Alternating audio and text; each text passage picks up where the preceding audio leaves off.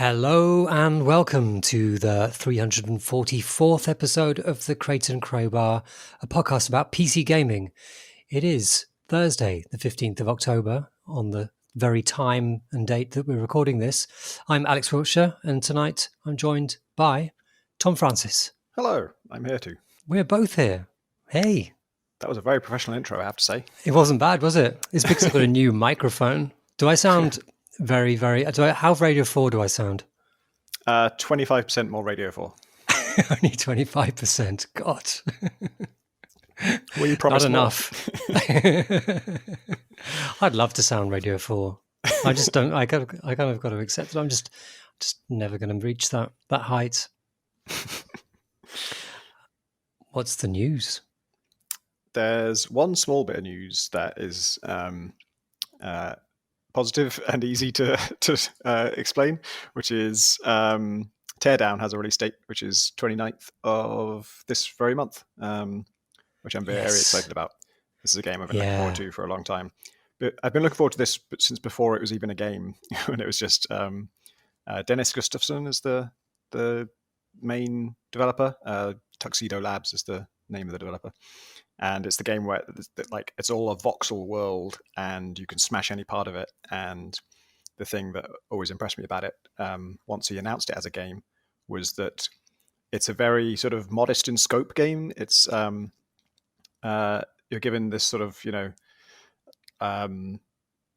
area that has some buildings and some vehicles and stuff in it. And there are just some switches around the place. And you've got to hit all those switches. As soon as you hit the first one, you've only got X seconds to hit all the others before,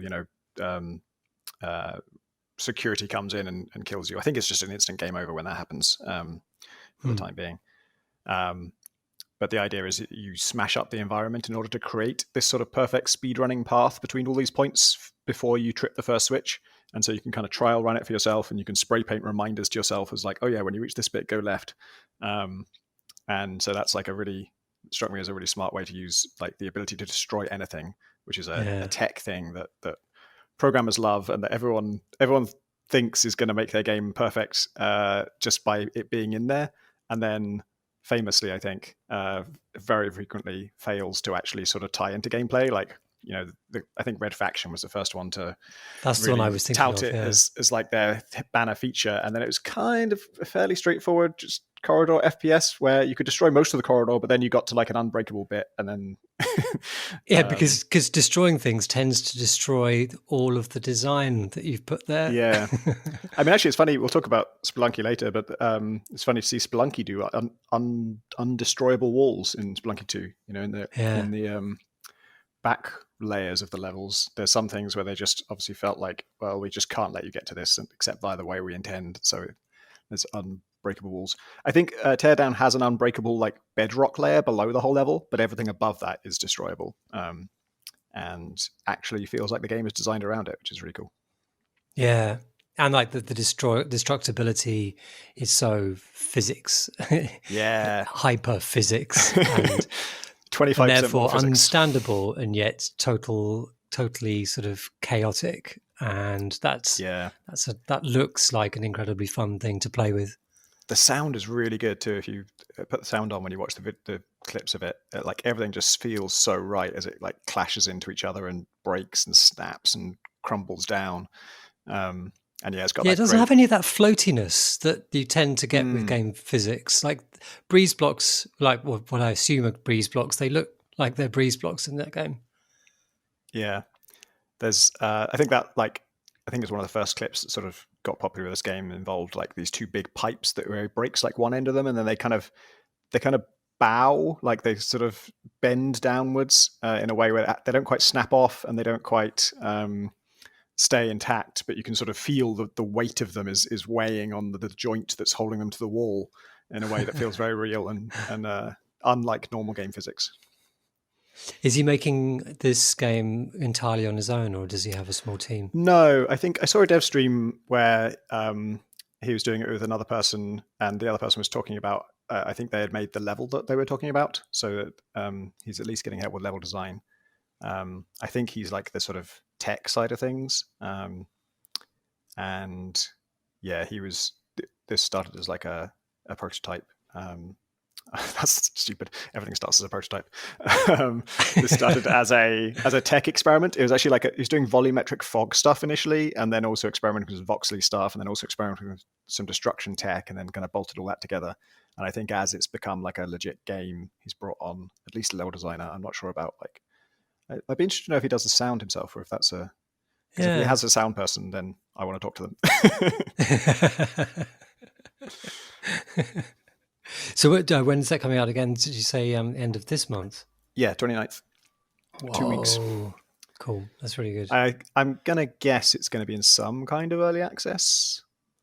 Because I think, early access in 2020. So that 29th must be the early access release. But this is a game I will play in early access because it doesn't feel like it's such a kind of mess around game, you know? It doesn't feel like you play it once and be done with it. It feels like something that I want to play it in whatever state it exists and will be more than happy to come back to it as it shapes up. Yeah, and as you watch new systems being kicked into it and then changing existing levels just by the nature of the rules changing, that's a nice journey to go on. I hope, that we have had our fingers burnt a little bit by indie games that looked amazing in GIFs for many, many years and then came out and we're like, okay, yeah, it does it does what they said it would do. Like I'm doing the GIF thing, but it isn't as fulfilling a game experience as I'd hoped. I won't name names because it's a bit mean, but there have been some like that. I had a bit of less fun news, but I found it really interesting. Something that popped up today where Sega have announced they're going to be releasing some prototype games that were developed in the past sort of 10 years or so that were kind of remakes or kind of new expressions of some of their classic games. One of the developers of one of these games, this game being called Golden Axed as opposed to Axe, piped up and said, hey, this came out of nowhere. I made this game 10 years ago under horrific crunch, or no, 2012, under crunch conditions. And Sega have released it pretty much as it is, which he has understandably found pretty distressing. So there's like So I'm only just noticing that this person, Tim Dawson, who is one of the people involved in making this prototype, is the developer of Assault Android Cactus, which is an indie game we may have heard of. And this was going to be a remake of Golden Axe, the arcade game, which I remember from my childhood, one of the few that I did play. And I feel like I remember the story going around about the Golden Axe remake. I vaguely remember it. The things there's a 3D one, like that got released or that was in development. Yeah, that got released, but it was a real mess. It was it clearly gone through a lot of issues during development, and that was quite a long time ago now. So it wouldn't have been, but it'd been around this time, maybe. I don't know. Can't really remember. Anyway, so it sounds like the thing that's been released on Steam is like the 2-week prototype that he and his team or colleagues made. Mishra. In order to kind of like proof of concept thing, and his Twitter thread goes through the extremely frustrating conditions under which it's built. There's 16-hour days for weeks on end, every, I think, 7 days a week. 14 hours a day. And developed RSI doing it, and the management that were looking at the prototype were had no faith in it, and kept telling him kept trying to push it in ridiculous directions that didn't make sense. And they kind of stuck with what they wanted to do because they felt that their work was being completely ignored, basically, that even if they tried to make the executives happy, they wouldn't be able to. And then now it's being thrown out with it. There was an excerpt from the Steam page, which apparently has changed now, but it said, Golden Axed may be janky, maybe buggy, maybe an artifact of its time, but it offers a unique glimpse into the prospect of a project that could have been, to which Tim Dawson adds, go fuck yourself, parasites. Which I think is a fair comment. Yeah. to see something that you felt that was devalued at the time, and which was then, which was a real trial to have been involved with on so many levels, just jettisoned into the world. That's horrific, really. He also drops this bombshell that actually at the time he was an animator and only learning programming.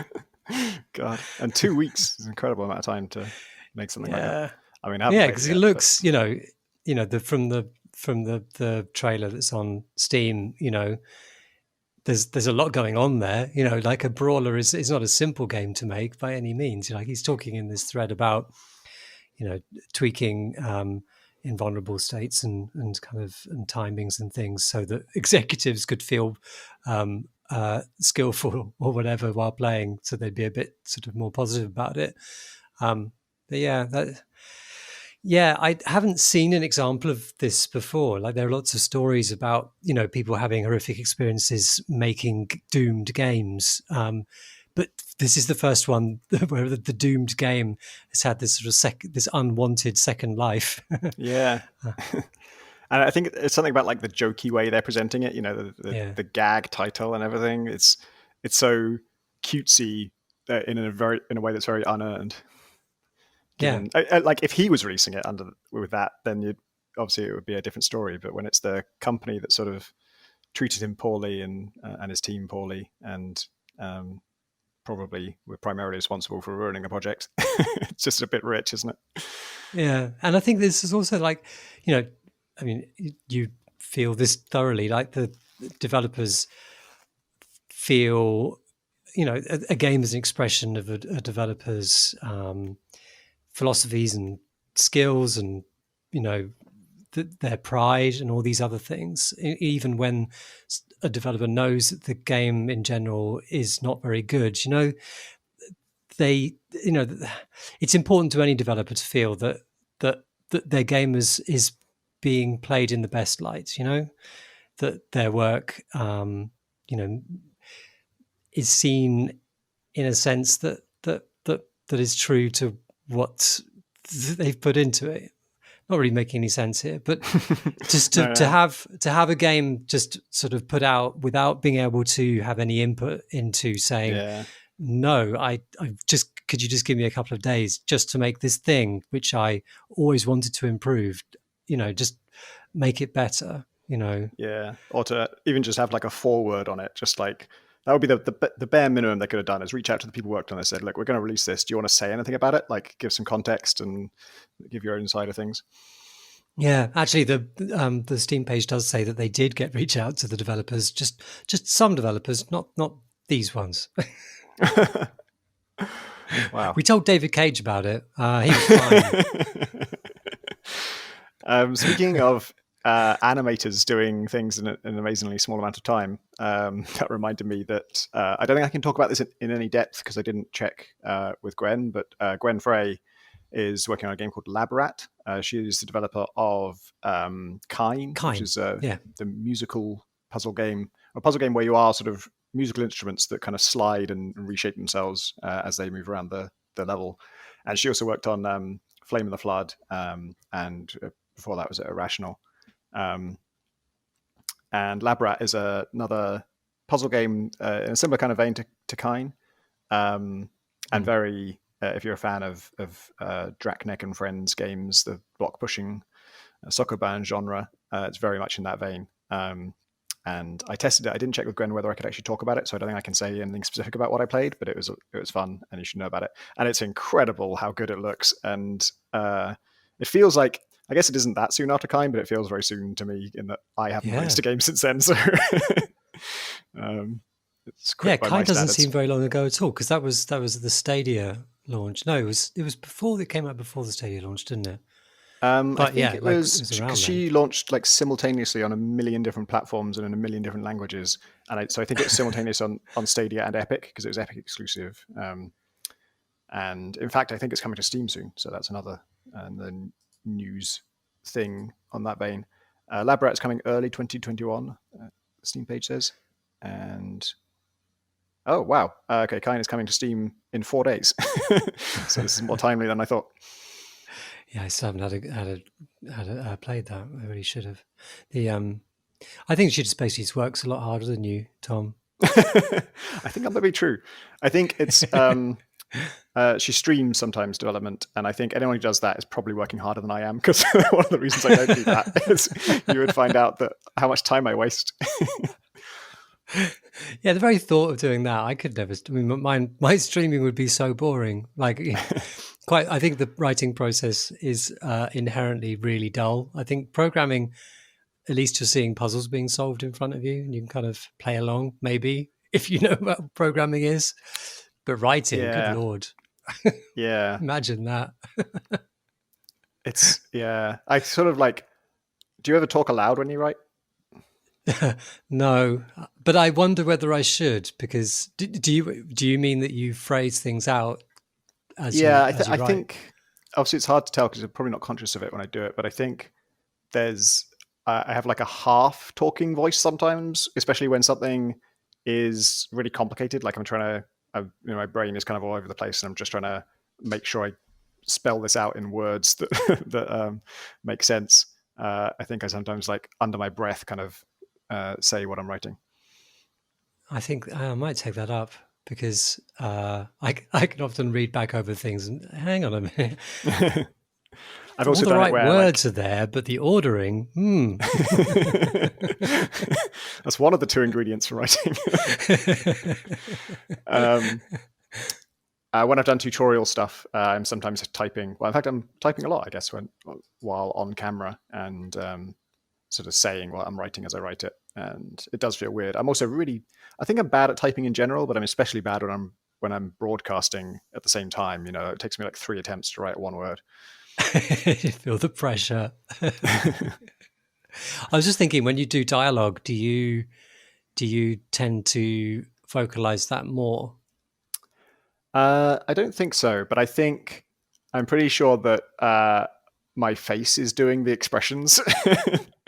Like, I've never filmed myself doing it or anything, but I've caught myself sometimes, like, as I'm writing a line that's kind of like, someone's disgusted at something, my face is also screwed up as I'm writing it. Sounds really entertaining. I'm really looking forward to the start of your streaming career. But then I remember one time I accidentally recorded myself programming. Like, the camera just happened to be on, and I'd accidentally hit the sort of start recording key combination when typing something. And I was kind of appalled at what my face looks like when I'm programming. I'm just like scowling the entire time. Angry programming. Yep.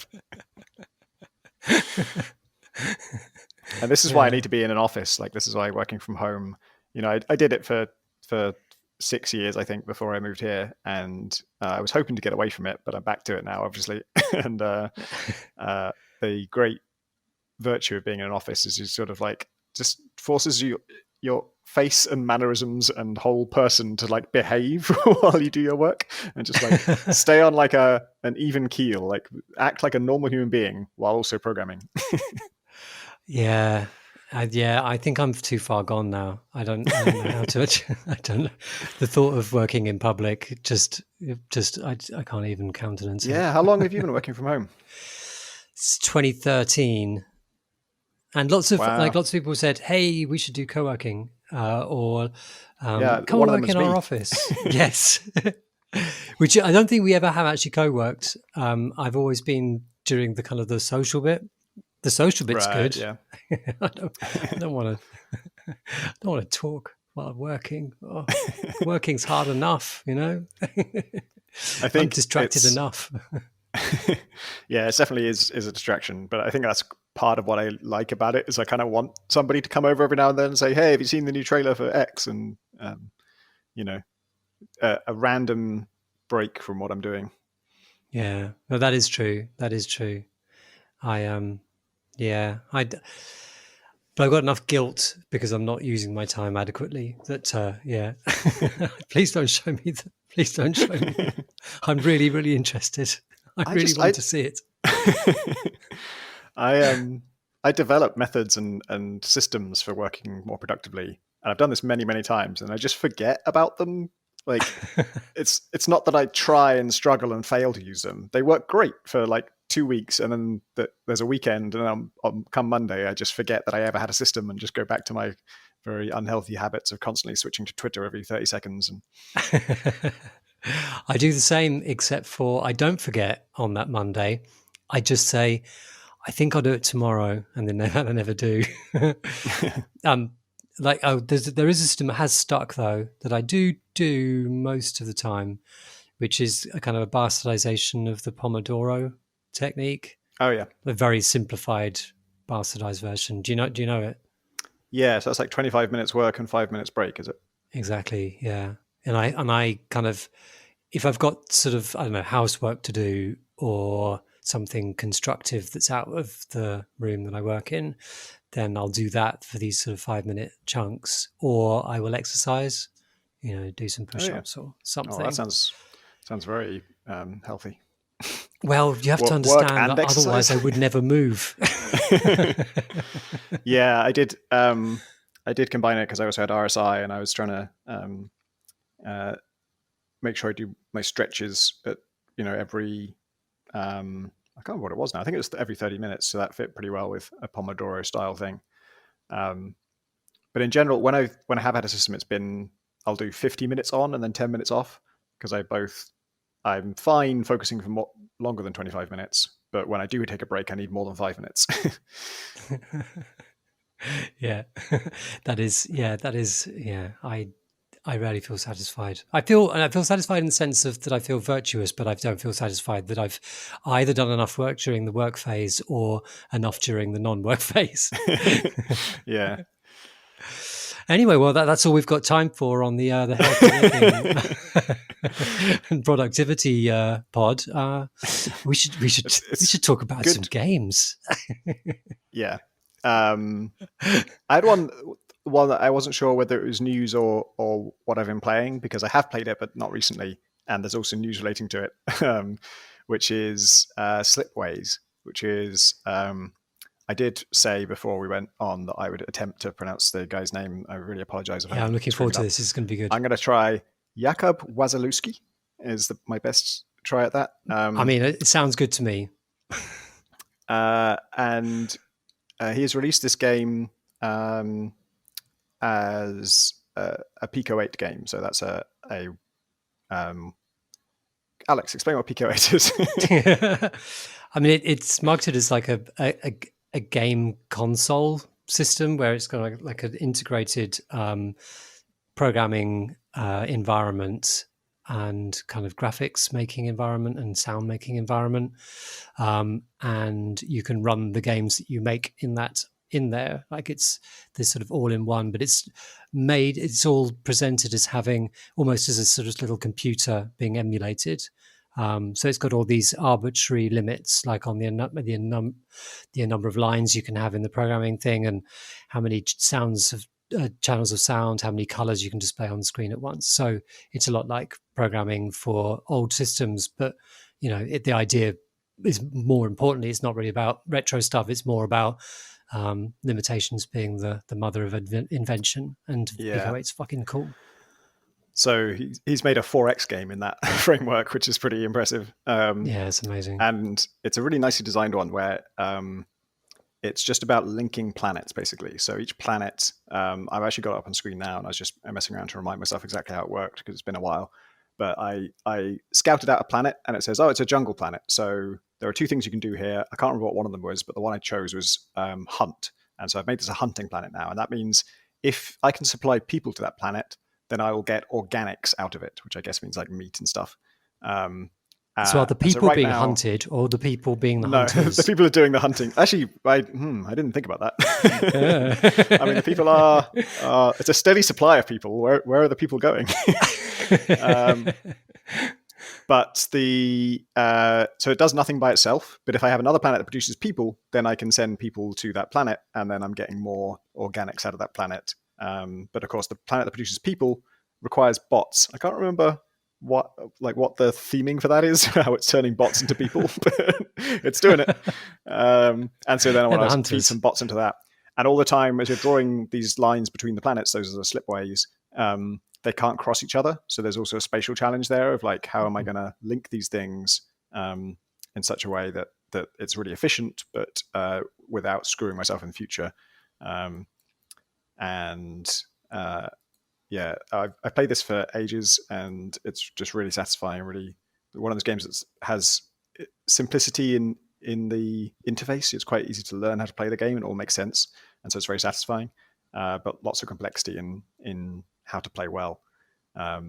And the only thing that bothered me about it is I wish I could zoom out, but I can't because it's Pico 8, and so it's fixed, very small resolution. He is now has been for quite some time, making a really hi-fi version of it, like a beautiful version of it with like just delightful effects for these slipways, and everything looks so kind of slick and high res and smooth. And I think you can zoom out. Yeah, you can definitely zoom out. I'm looking at like a big zoomed out view now of like the spider web of slipways of this planet system, and it looks so cool. And I think it's not just a revamp of the original. It has all kinds of extra things like missions and more structure and stuff. So I'm really excited about that. So are you playing against another player, like an AI or no, just single player, multiplayer?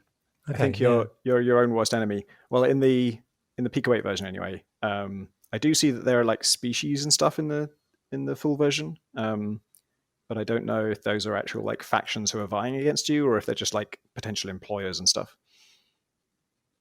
I'm gonna have to look at the Pico 8 version properly now. I did look at it briefly just and you mentioned it, and it's very, very pleasing. It's really nicely made.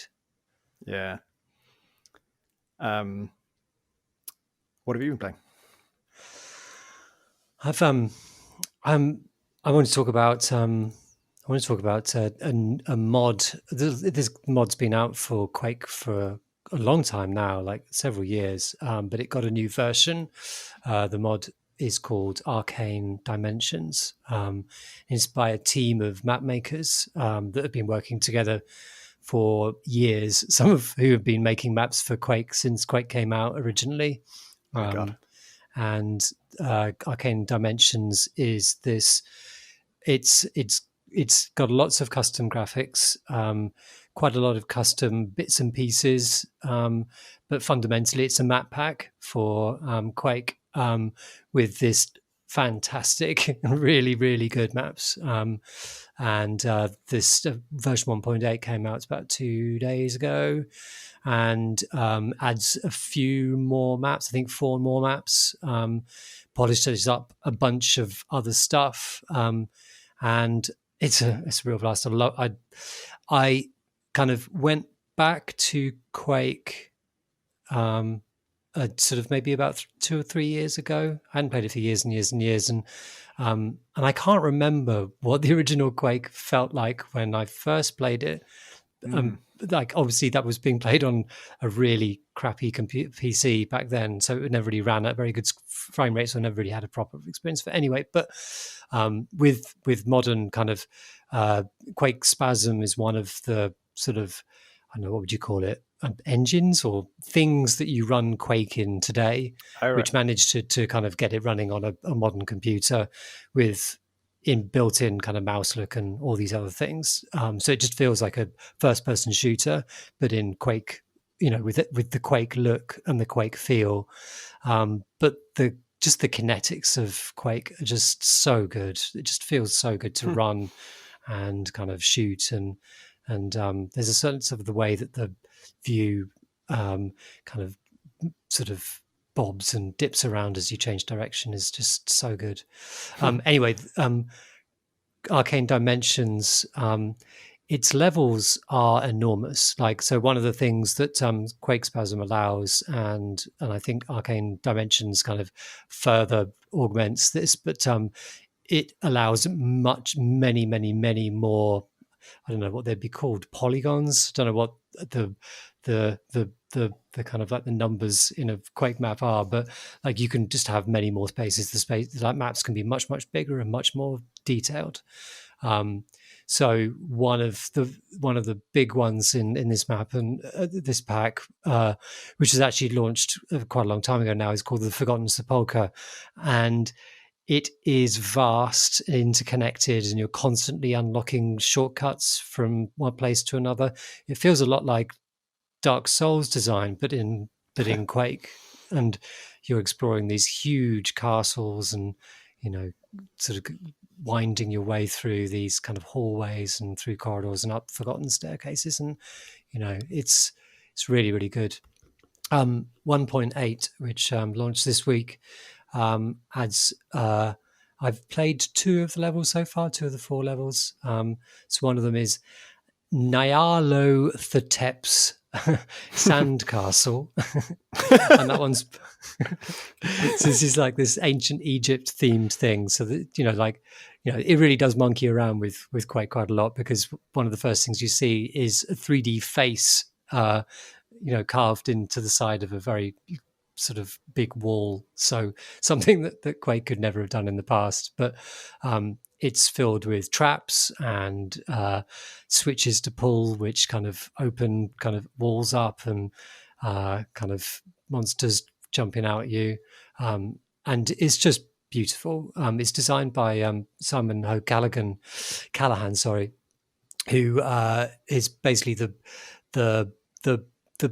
looker after the janitor of Arcane Dimensions. He basically leads the project, and he's the person who releases it, and it's from his website. We'll have link in the show notes, but I feel like there's got to be a good there's got to be a good on-theme fantasy term for that job role, like the keeper. the keeper of the mod. Yeah. Manager. Probably like manager. It sounds like so it sounds like it's expands way beyond anything a normal Quake level would do. But does it still feel retro when you're playing it, or does it feel more modern? Yeah. So those kind of modern 90s shooters that have come out. Yeah. Dusk is one of them, where they sort of look a bit like they did, and there's the move speed is kind of like it, and they're pixelated, but they don't really capture the Quake feel. And I think that one of the things about the Quake look is its total consistency. Like the textures just look so consistent, and there's just I don't know what I can't really put my finger on much more finely on what it is, but I think it's about that. And this pack definitely captures that. I think a lot of the textures are native textures, but they build a lot more on top of them. But they do feel super Quakey. It looks like Quake. I guess part of the consistency in Quake 1 would have been just the limited color palette, right? They actually had to stick to a color palette because they technically couldn't do any more colors.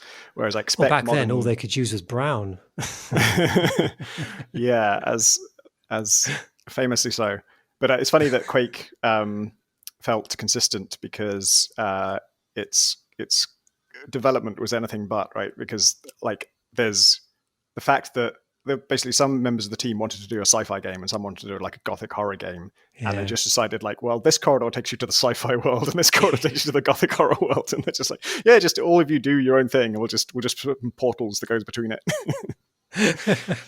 Which I think that's why it's still so unique. There's nothing quite like it, because I remember I think it was the first world was the more sci-fi one initially, at least, with a sort of high-tech facility and dudes with their plasma rifles, but they're all painted in the palette of a gothic horror thing, right? They're all stuck in those like dirty browns, and that does have a really distinctive feel, like sort of grubby sci-fi. Yeah, and it feels like you're in castles rather than like the technology is all. Well, the pixelation just makes it feel like you're in a rocky place, not a kind of metal place. Yeah. But they've updated quite a lot of the enemies. Some of them have new behaviors and things, but a lot of them, they perform the same roles they have in Quake, but they'll update them so that, it's either a bit sci-fi, it's either sci-fi or it's fantasy, because they've just changed the kind of the skinning for them and the kind of the model a little bit. But Another one of the levels that I played was Tears of the False God, which is by a developer called Benoit Stourdeur. And this one, one of the things I really loved about playing first-person shooters when Quake came out was this idea of running around with total freedom, a 3D space, and exploring it. Like, you got to run around the contents of someone's imagination. And there's sort of discovery around every corner. It's being spoilt for choice now. That magic has kind of gone away. But these maps definitely capture this sense of being in a place that is worth exploring. And for Tears of the False God, that's because the design is just so economic. Like, it's a really big space, but you've got no map, or at least you don't feel you need to use a map, because it's basically several floors stacked up on top of each other. So it doesn't really, the map flow doesn't really feel like it exists at the start. You don't know which way to go. And before long, though, you realize that actually it's a circular route, and you can then backtrack on yourself and go into the middle of this sort of oval area that you're in. And then you realize you can move upwards. And then, over the course of 20 minutes, half an hour of play, shooting a lot of monsters, you realize you feel you really master this space, and the design keeps you moving around through the floors, revisiting areas, because there's respawning going on and stuff being opened up, and the way that these areas interconnect is just so good. And it just loves just putting you in a great big arena full of really, really scary enemies all the time. In a space that you very quickly can understand, partly because you can see so far, partly because you understand how it connects to the other areas. Like, it's a real joy to explore in a way that a lot of games now, because often they're in linear, they're laid out in a linear way, so you're just moving in a straight line more or less, through the game, or you're in an open world where, well, you're kind of, the exploration is only really goes as far as to find the next kind of point of interest, and the bits in between, the kind of open bit of the world, isn't really actually that important. And so, like, it's just sort of, you're always just traversing it rather than exploring it. Like, it's really nice to play these great big expansive levels that capture some of that old feel where everything is important, but also they're quite open-ended. But they don't have that frustration where you tend to get lost in some of the older games, which I used to anyway. Yeah, so that's been really nice. We had a question about this recently. This would have been a good answer to you, which is, which games have done a good job of making you sort of really get to know a space and feel like you sort of live in it and understand it intimately. Yeah, this is, and it's and in this case, it's about these spaces that are just super interconnected and always interested in sending you on loops and sending you back to places and or having you enter them from a different angle and asking you to understand how they connect together. It combines with just the pleasure of controlling Quake and the fact that they're full of monster closets, which will just sort of spring open and give you a fight when you're not expecting it, or sometimes when you are. Like, you see a gun in the middle of a room and you just know that's just going to, you know what's going to happen. Those days definitely had like a more direct conversation between the designer and the player, right? Things could just be set up that way because the fucking level designer is messing with you, and you didn't have to. There wasn't this middleman of like the fiction, No one was asking like who made this space and why would they have this? Why would they put this gun there? And what were those monsters doing in that closet before now? And that's obviously there's a lot we gain from going for a more like grounded fictional approach where there's some reason for these places to be constructed the way they are. But there's also what you lose is there isn't that direct conversation. We still have the cliche of like, oh, you just gave me a load of health and a load of weapons. There's probably a boss fight coming.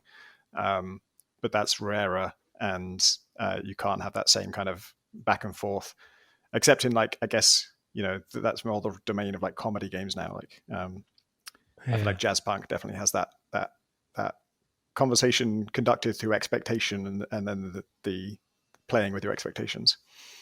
Yeah. It's quite interesting to see how mature its developers are. Like, they've been doing it for a very long time, for one point, and second, map design has evolved so much since Quake came out.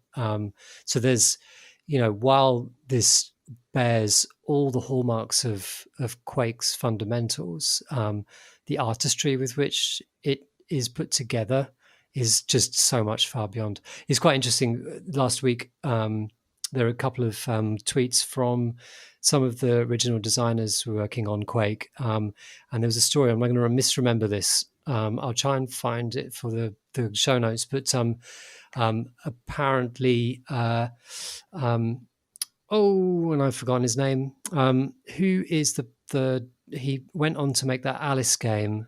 American McGee. American McGee. He wanted to have a level which was the level was a 300-foot zombie.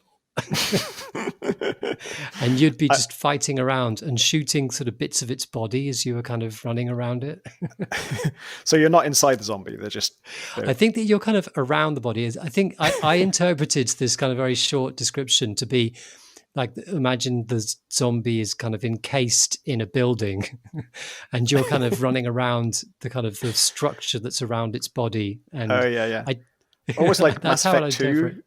Mass Effect 2 has a bit like that, I think. Really? Oh, really? Yeah. It sounds like a good idea. I remember it being very goofy in Mass Effect 2 because I was quite into Mass Effect, and it was a time when the whole story and the antagonist, especially in Mass Effect 2, I find really goofy and very like flimsy. They don't really stand up to a moment's thought in terms of what their plan is and how it works. And the mechanics of what they're trying to do really don't make sense. They're like liquefying humans to make a giant robot human. I don't think that's how robots work. I don't remember this bit. I think I might have wiped it from my memory. Yeah. I mean, Mass Effect 2 is probably might be the most beloved of the series. And I definitely see why, because I love recruiting a team of specialists for a big heist. That's, my whole jam. So I don't begrudge that it's so well liked, but as someone who's very into the plot and just focusing on the plot, the plot at almost every turn was like, well, wait, what?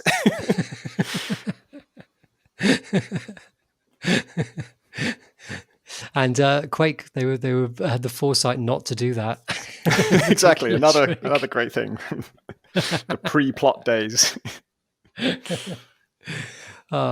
Yeah, so I'll if you like, Quake doesn't cost any money, or it does, but like it's cheap as hell, and this is free. So we'll have the show notes and like put in show notes and have a little tinker because it's so good.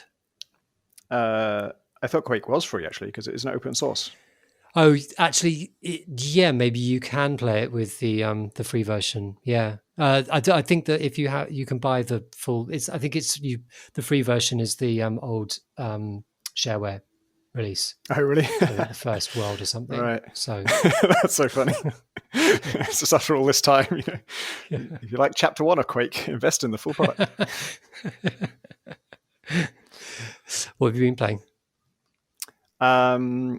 This is actually semi-news as well, because Noita is out today. It's 1.0 today. It's been in early access for quite some time, and it just released today. We were expecting to have Graham on this podcast, and he has played 1.0 more, I think. So we should save our main discussion of it till when he's back. Save the takes.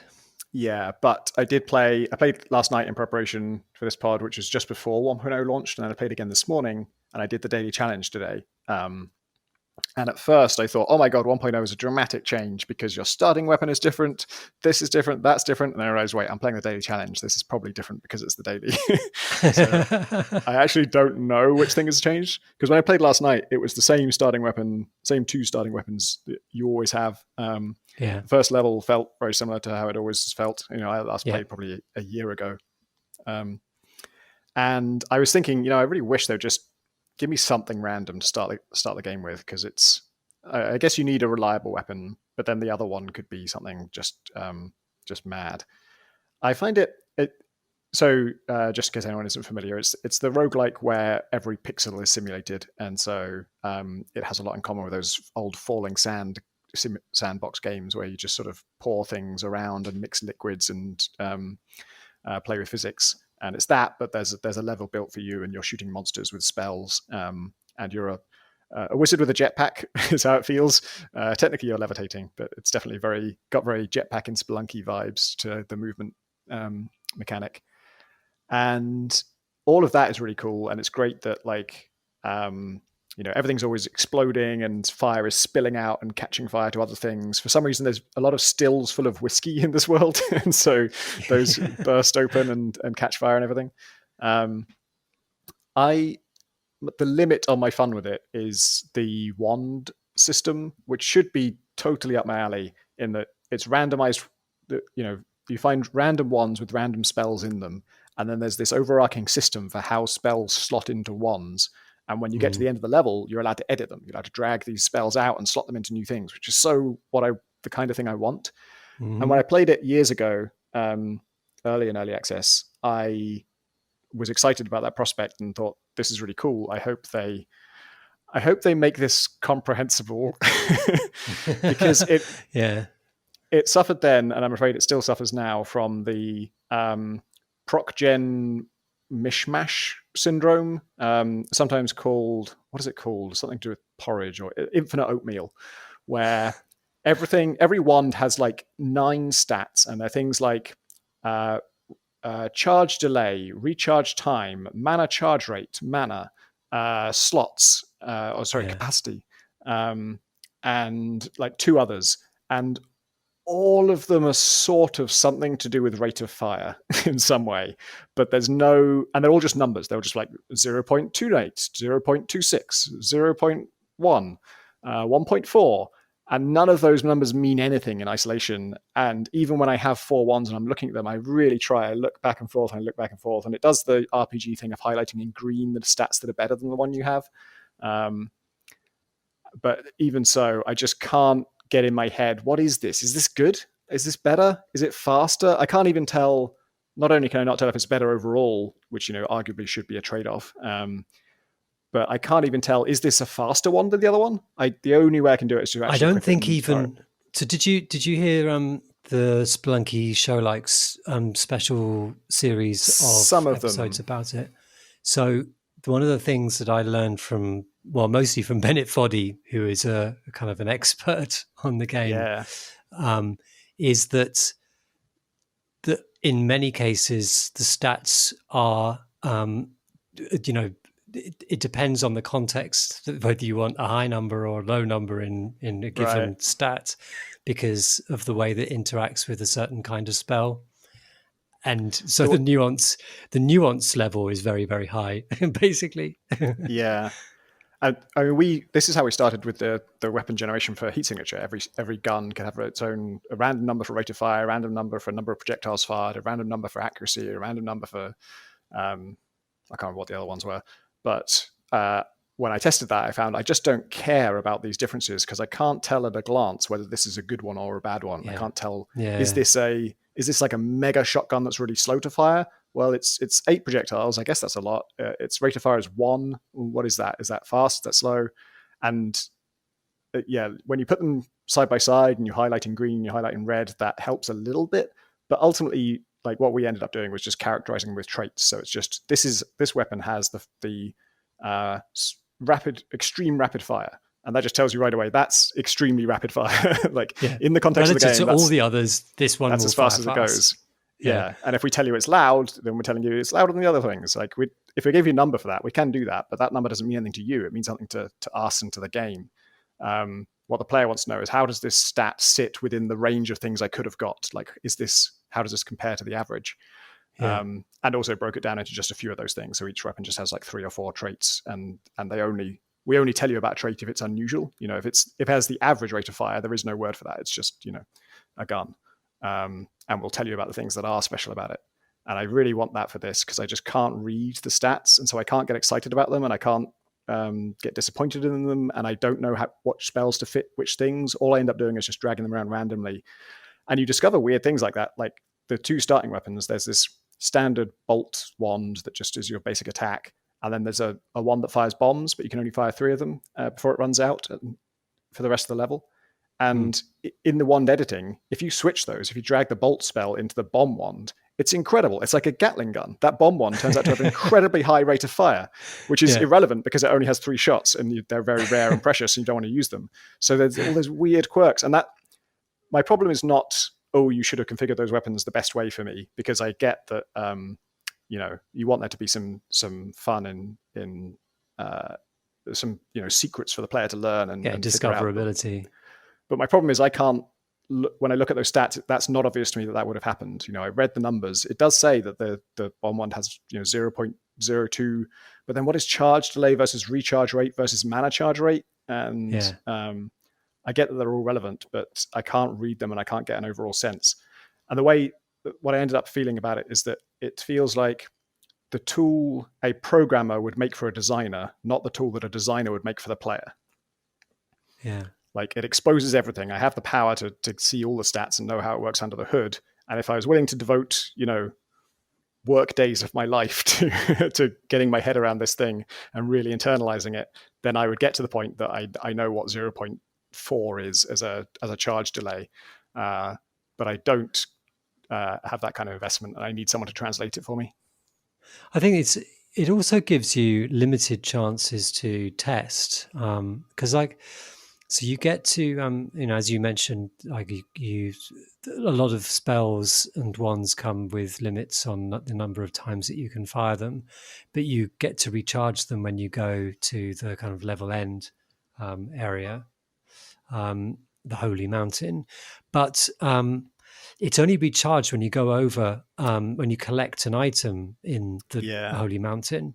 So if you happen to touch that, it recharges your stuff, but then you won't get to recharge anything again. So if you want to do some testing, find out what this thing does, or muck around with combinations of stuff, you get really limited ability to do that, which is surprising to me. I mean, maybe this has been the focus of the 1.0 release, because we were playing the one just before it. It hadn't been updated since June or something, I think I noticed.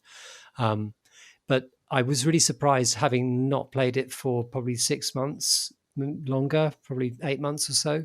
I was really surprised by how similar all of those systems were, given that I know that that's kind of been the bugbear of quite a lot of players, or at least, been the source of frustration, or the source of people wondering, whether it could be better if this was, the way that you muck around with wands could be better expressed or whatever.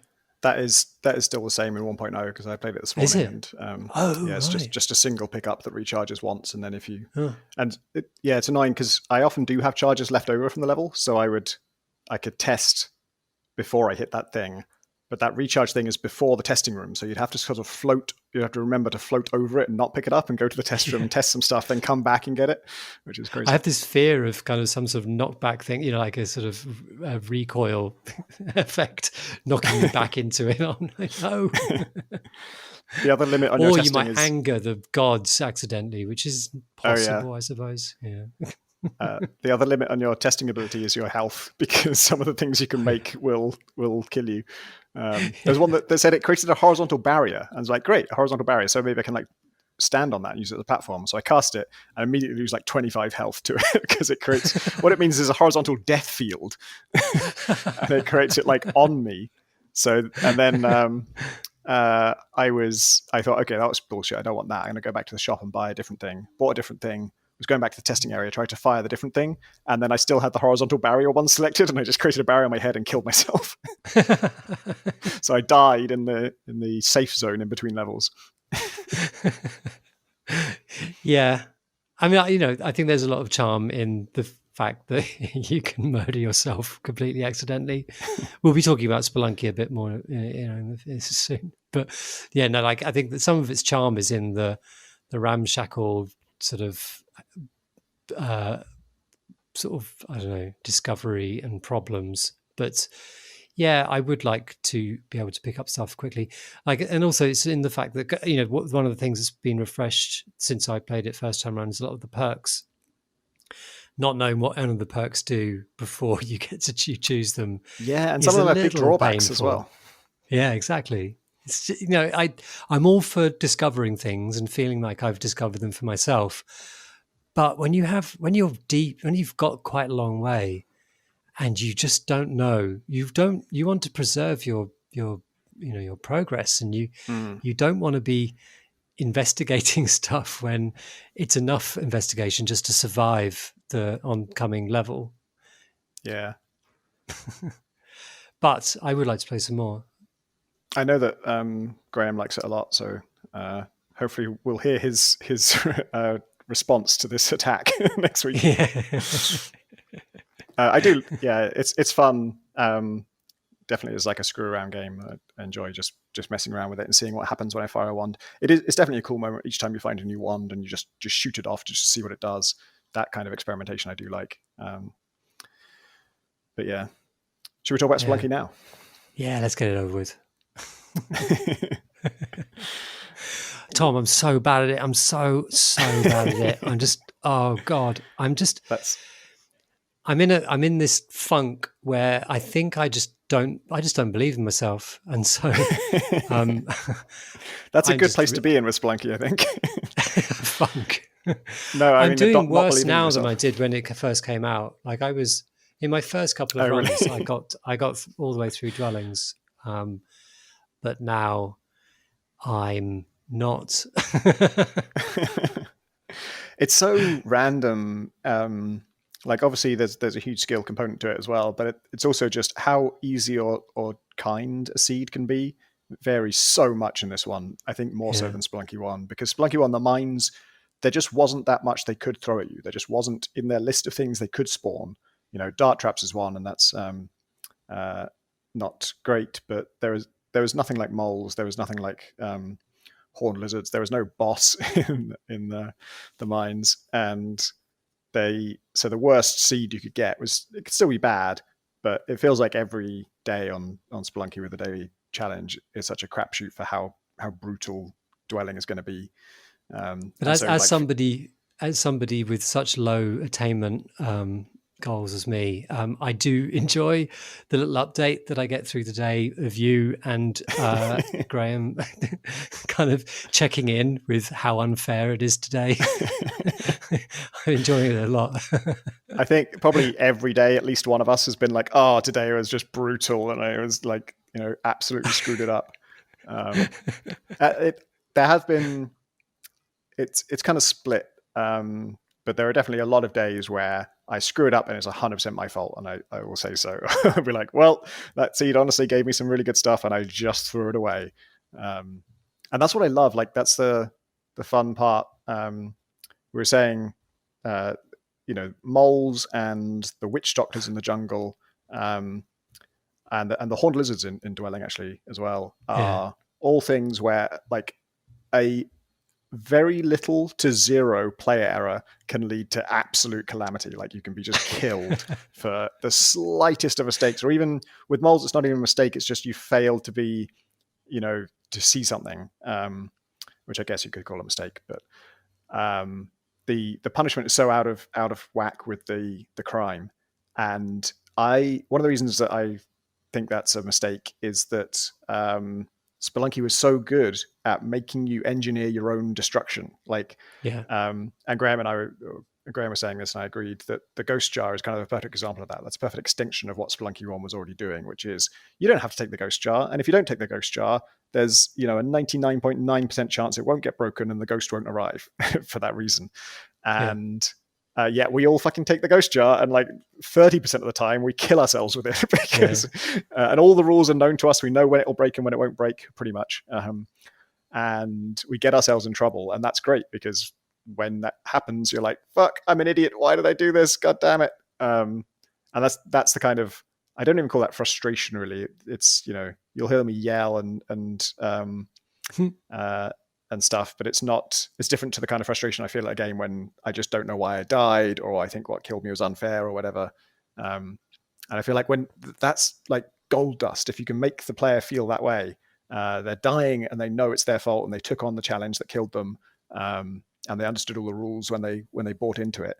that's so valuable and so rare in games that it's sad to see anything else dilute that and mix in with just straight up brutal frustration. There are bear traps or man traps or whatever you want to call them, like steel traps on the ground that they're brutal, like they're insta kill, and you've got to look out for them. And so you pay a sort of like learning / perception tax when for each one of these things in the game, right? The first time you encounter it, you don't spot it and it kills you, and then you just got to go through that a few more times before your senses become super tuned. But then there are also just little bits of grass and leaves and things that can almost 100% obscure them. Graham died to one on a daily recently where it was just almost invisible, and that you don't need that kind of brutal bullshit. If you've done the incredible work of creating a game that can make you screw yourself and have deaths that feel completely fair, and yet still regularly occur. You pointed one out one yesterday. The kind of like these rags hanging from the ceiling in dwellings, God, yeah. which a spider can be behind and be totally obscured. Yep, and there were games like that delight in that shit, and that's their stock and trade, and they're not my kind of games, and I think that's cheaper and dirtier than what Spelunky normally does, and so that's why I object to it so much. You're saying your kids are having a good time with it? Yeah, they absolutely love it. I'm really been surprised. So my son has had a long relationship with Spelunky. He was fascinated by it when HD first came out. He was very young then, and he was terrified of the ghost. He would make me go very quickly all the time because he was terrified of running out of time and the ghost coming out. And he would not play himself. Then last summer, so last year, summer 2019, we were on holiday and he'd been playing on Vita, PS Vita, a lot, and he completed a hell run for the first time. And so, there's sort of like a long journey. I guess that was, 6 years? I don't know. That he took to that. And he's moved to Spelunky 2 with joy in his heart. He absolutely loves it, and he's playing it every spare second he can get, which is good. He's 15 now. 15. So that's good, like I do like the idea of none of his friends are playing Spelunky. It's just him. So it's sort of, and I've been trying to make him do the daily, but he's just not really interested. Like really? Oh, that's interesting. It's interesting to see him. He's not interested in competitive play at all. He is, as far as I can tell, he's honing individual areas. So he loves the fact that you can make shortcuts to different areas, and he will just play Volcana over and over and over again. And with the dedication that means that he uncovers a lot of the secrets and he figures out the way that he wants to make his way through it, like what he's going to do with that thing that you can get in Volcana, I'm not going to spoil anything, but he uncovered it, and I just watch him and find out all sorts of stuff that I kind of wanted to discover myself, but then realize I don't have the skills to actually do so. So I've got him to do it for me. It sounds like he's really good at it, right? He's really good. He goes incredibly quickly. He runs everywhere.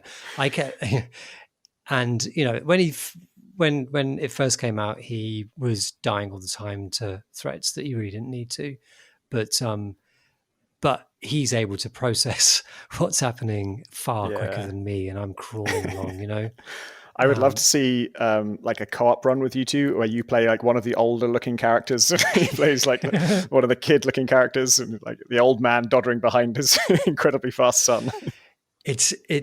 Well, yeah. So about that, it makes me, because he's usually like, I'll usually piggyback on his session. So he will have control. So the way that the same screen co-op works in Spelunky 2, as it does in Spelunky 1, is that player 1, the screen is bound to their view. So as they're moving around, the view is scrolling with them. So if you're player 2, you can find the view just going in the opposite direction to the way you're running sometimes, and you'll suddenly find yourself invisible because your partner has run off in the opposite direction, and that I find it quite nauseating sometimes, because it's just, it's a real brain ache for me. So I'm always shouting at him, slow down, will you just wait for me? And he's just running full tilt, zipping down. No point going that way. No, nothing's down there. He also picks up no gold. He's not interested in gold at all. Does he rob the shops then? He robs all the shops, yeah. Right. And he has these incredible techniques that he uses that mean that he can rob the shop, flawlessly on that occasion. And he's pretty good at surviving subsequent, like the shopkeepers that are waiting at the end of the levels subsequently. So I'm kind of the same place that I was with Spelunky 1 on that, where it doesn't seem dauntingly impossible. Like, certainly robbing in the first place is usually easy because you just find a shop that has the right kind of thing, and there'll be some trivial way of doing it. But dealing with the consequences afterwards, I could get better at it with practice, but I just feel like you're always playing the same game once that happens. Like, you're always just in this death match with shotguns, and it's this one kind of challenge, and every level that's going to be the big challenge is a shotgun death match, and that feels much more samey and also not caring about gold. If you're robbing the shops, then that's pretty much, there are some things you can still spend gold on, but for the most part you don't need it anymore. And for me, that just removes one of my favorite bits of the game, is like trying to optimize for like, I got to get this because there'll be a gem, and is it worth a bomb to get this bit of gold and stuff like that. It does make me think I would like to see the economy supporting robbing the shopkeepers while also still encouraging you to collect gold. I mean, obviously it is a score thing, and certainly in the daily challenge, it's important because it's your score, and it contributes to your final score if you're doing a normal run, isn't it? But that's the only thing and if you're probably not going to win a run, especially, for him, it's totally pointless, which is, but he's running so fast that, I don't know, maybe he just, that collecting the gold would destroy the thing that he likes best about it anyway. So, But then, so he's just sort of throwing himself, he's been to a lot of the later areas, but he's yet to hone them and presumably work them into his plan. I don't think he's finished it properly. Right. Like, he's got to Olmec and stuff, but yeah. I had a moment the other day, which I won't say anything specific about what I found, but I found a secret, and it was amazing because it paid off. One of the things I do love about the secrets in this game is there's loads of them. So there's, in Spelunky 1, I guess there were a bunch of miscellaneous secret levels, but there was one main secrets track, and you do that, and that gets you to hell. And if any part of that chain breaks, if you fail any part of that chain, it's kind of over, pretty much. And you just can't do that. So it was all or nothing. Either you're going to complete the game normally, or you're going to do the secret track and go to hell and complete it that way, or nothing. And this Spelunky 2 has much more, partly because of the branching and partly because there's just way more secrets in general. There's loads more you can potentially do in a run. And I've been forming these little mini theories. Like, there's the main secret track still, and it branches now, and there's some things I want to explore about how does it branch, and can you crisscross the branches and all this kind of stuff. There's the kind of old secret chain is in there pretty much intact. I'm not as interested in exploring that, partly because I've already done it in Spelunky 1. It will definitely do something different here. I can tell that it can't go in quite the same direction, but it's more familiar. Whereas the one that's running in parallel to it, I'm obviously more interested in progressing in that. And I haven't made any progress in that in ages now, because I got to a certain stage with it, and just once, and I died immediately afterwards. And so I do really want to do that again. But in the meantime, I've just been sort of going with the flow and seeing where a run takes me. And Graham and I have been alternating which days we do jungle versus volcano on the daily, just so that there's a greater chance that we'll be able to compare notes on the same version of World 2. But anyway, I discovered something that was, I just had this theory. I had two different theories. One was, again, I won't say any specifics, but one was just about, there's a certain part of this one level that I've never got to before, and I could tell it's very difficult to get to. and I knew there'd be something special there. And I formed a theory of what the special thing would be that's there. And then separately, there was a level with a very extremely deadly trap, like a trap that's just absurdly deadly. And you even get specifically warned, man, there's no going back from this. It's so weird when you go down there and you go in there knowing, well, this run's over, everyone's telling me I'm going to die. And sure enough.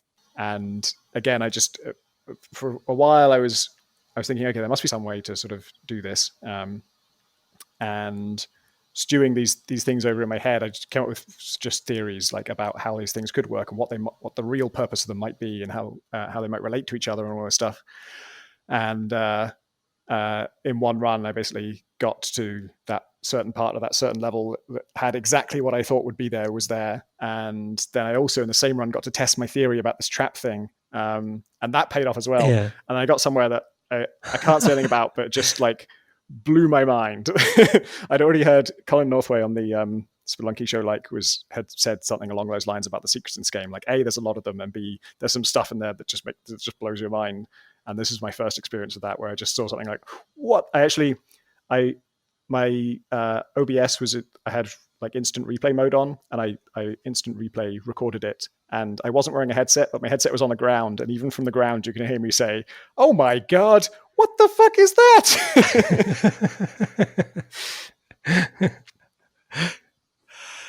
That sounds really good. Yeah, so it's cool. And that's definitely not the only, I did not find the ultimate secret of the game. This is just like a weird little side thing. And so it's great to think there's loads more stuff out there like that. Yeah, because that was the sort of the hope for Spelunky, kind of the original Spelunky as you were playing through it. Like, maybe there's more, and like that is the main thing.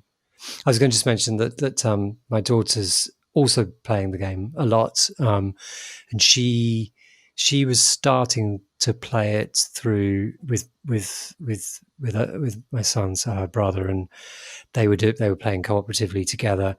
And she would just muck around and annoy him and kind of get in his way and generally sort of cause ructions, and they would just end up fighting, and then they'd move to the deathmatch mode and kill each other there. But now she's playing it completely on her own because she just enjoys the game. Oh, nice. And that's been really nice to watch as well. And like, she's probably my ability, so really bad. So nothing like as good as Jack, but like I was really surprised that Spelunky has quite effortlessly really appealed to kids. I don't really see it as being a kids game because I just don't see it being in anyone's purview. Like I don't know. I'd love to hear more, accounts of kids or young people playing it. In some ways, because it's quite a retro game, I think is maybe the part that doesn't seem very kid oriented. It appeals to some quite old fashioned sensibilities, but at the same time, I mean, I'm sort of not too surprised that Jack is really good at it.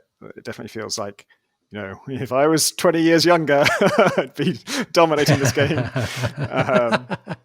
And also that secrets thing. I know that as a kid, I would have been really captivated by that, because that was the allure of games so much, was just like, if you've never seen level 7, and your friends are whispering about what might be there, and that sense of there's something special here that to be discovered.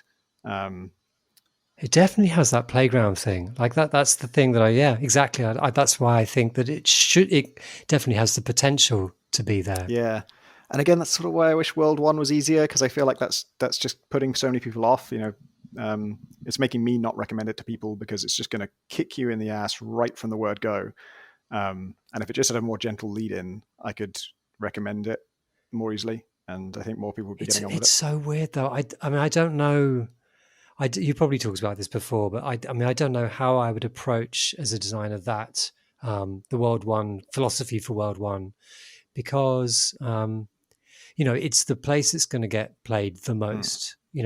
For all players, it's got to be interesting, because otherwise you're just asking people just to do a rote thing through it.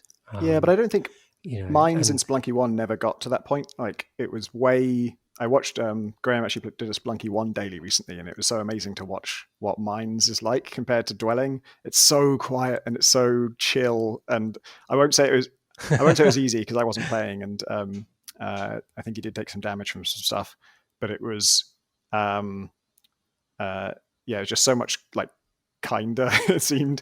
And basically when that's the case, you can just breeze through it, and I find that I'm in no danger with Spelunky of ever having a case where I'm like, oh, here we go again, just trudging through this content that I can do easily and flawlessly and will never take damage. There's always a threat, right? There's always danger.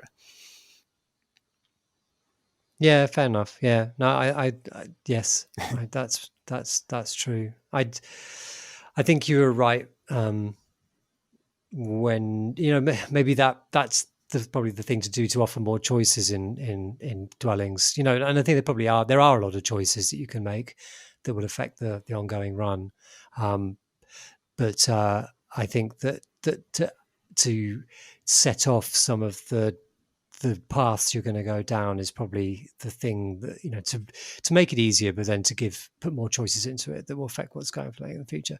But then again, I saw a thing on the Spelunky subreddit, which was this sort of damning kind of post, which was not an interesting shop on 1-2, reset the game, take damage on 1-1, reset the game, and it's sort of that's kind of killer stuff where there's just sort of like the only response to these sort of less than kind of optimal outcomes is reset the game, which I think it's really good that it has that option to have the instant restart on or off, from the settings. Yeah.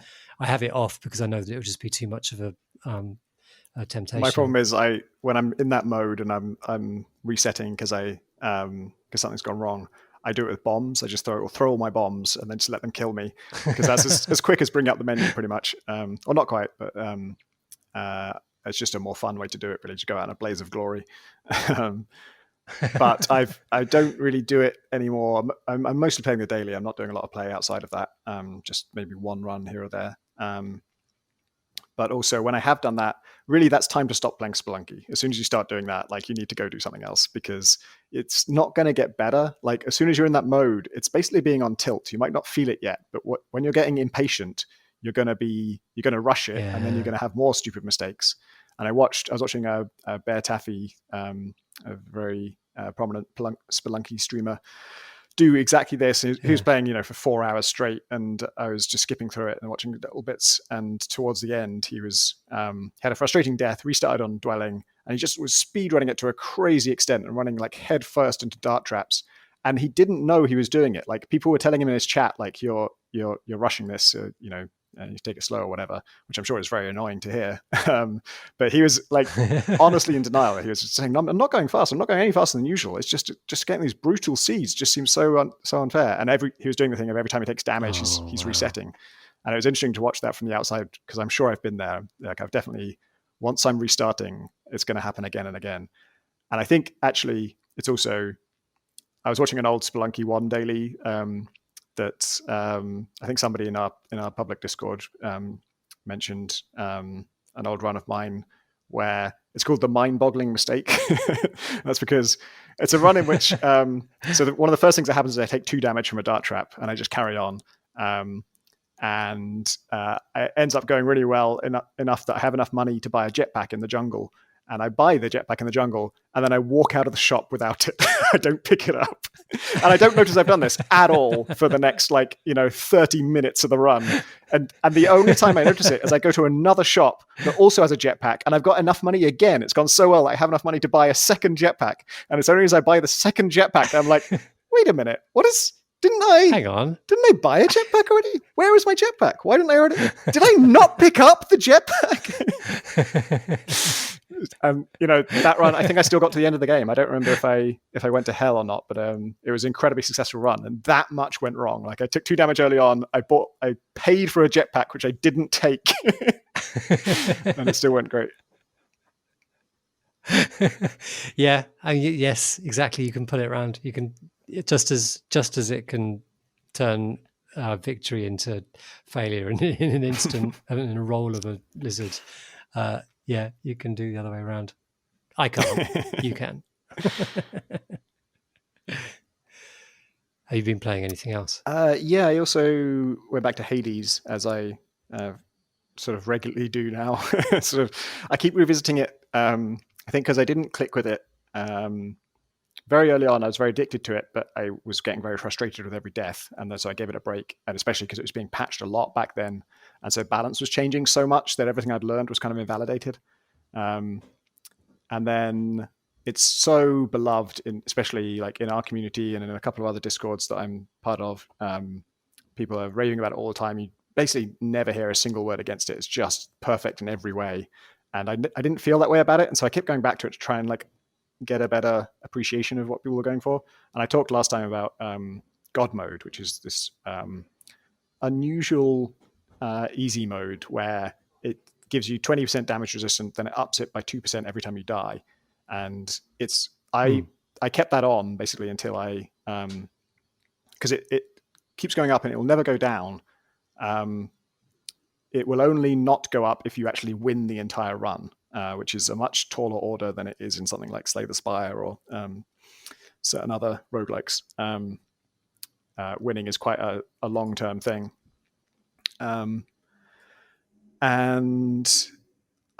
It's weird that it just keeps getting easier and easier, even as you get better. Like I was getting further and further, and the assistance was in response to that going up, which I felt like was backwards. I'm doing better now. I need less assistance. And anyway, I left it on until I did beat the game. And then I turned it off. And at this point, it was 66% damage resistance. So I am 2/3 immune to everything that's hitting me, which is insane. If there was an item that gave you that, it would be obviously broken and people would want it removed from the game because that's absurdly easy. And then I turned God mode off. I did another run and I won that one as well. So I went from 66% damage resistance to 0 damage resistance, and I still won. And I'd never won before that day. It's you win once and then you just immediately win again. And I've been playing with God mode off since, and it's honestly, it doesn't feel harder. Like maybe a little bit. Every now and then I'll lose a life to like one of the earlier bosses. Like the sort of chapter 1 boss or the chapter 2 boss. Whereas that wasn't happening with God mode on. But the number of runs where I get to the end of it is about the same. The number of runs where I win, obviously, I'd never won before that one thing, and then I won immediately with God mode off. It doesn't feel harder. And I think I'm also getting better faster now because I think that my God mode was actually not helpful in a lot of ways in that it hides the damage you're taking. If 2/3 of it is shaved off, you just don't notice when you get hit. And so you're getting worn down. But health is going down and down and down. Getting chipped and but chipped. You're not really conscious of which things you took damage from. Whereas when that damage resistance is gone, so I don't know this for sure, but my theory is that the like screen effect on taking damage and the number that pops up out of you tell you took damage. I expect those are more pronounced when the damage is large, right? If you took 50 damage, I expect you would ramp up those effects. That's sort of the normal way to do these things. I haven't done like tests to verify whether this is true. But if it is, it would mean that God mode makes those less noticeable in that way as well. And also just the health bar, you don't notice the health bar going down if it only went down by a little bit. Whereas if you lose like, a third of your health in one hit, you're like, whoa, what the hell just happened? And so I think I'm getting better at the game faster because every time I do get hit, I'm like, whoa, shit, that thing was nasty. I've got to do something. I've got to avoid that next time. And because if you get the feedback at the time that the damage happens, you can better understand why it happened. Whereas the thing it's a bit like leprosy. How so? Well, leprosy, damages or impairs your ability to feel pain. They should have called it leprosy mode. I guess, yeah, okay.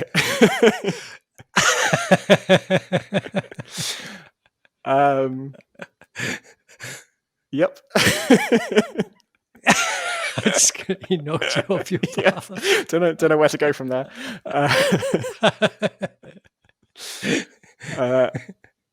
Yep. Anyway, I'm enjoying it more.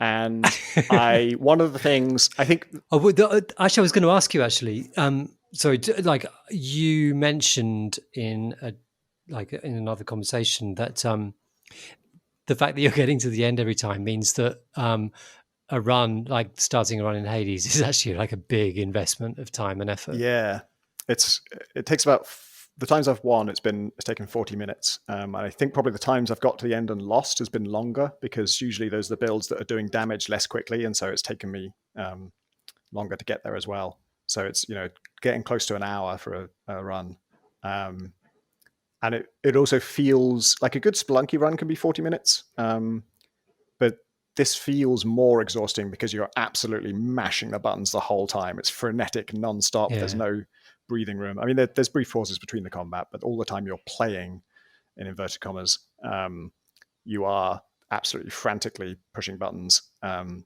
so it's 40 minutes of really exhausting stuff. And it's also not that variable. Spelunky is so hit and miss. I mean, it's partly because that random element I was talking about earlier, and partly because the different skills it's testing are changing all the time.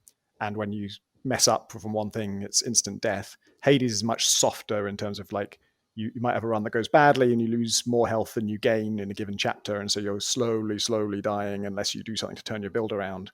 But it's much more sort of consistent. I will usually get to the final boss and I'll usually lose to him. That's my default outcome for a Hades run now. And then sometimes I beat him and sometimes I die even sooner. But the runs are pretty consistently, 30 to 50 minutes. And yeah, so it's a bigger investment to play. But at the same time, the upside of that is it's more reliable. It's more reliably sort of satisfying. I'm going to have a load of good fights. I'm going to have a load of times when a move really connects and takes out a whole load of people in a really crunchy, satisfying way. And that's a nice thing to have versus Spelunky's absolute uncaring harshness, where it's just gonna get your hopes up with a nice early jetpack and then curse you with a witch doctor from out of nowhere and have you lose it all as fast as you gained it, or much faster than you gained it. The thing I was going to say about finishing it was that the narrative stuff had not been clicking with me. That's probably the biggest part that people rave about that hasn't really landed for me, largely because they're all gods, and so it's all very abstract to me in terms of who, like, the relationships are all very false, in terms of you get these chambers where there's 2 rewards offered and you have to choose one, and by choosing that one you'll please that god and piss off the other god, and then you just have a big fight where that god is helping the enemies, and then after that they like you again.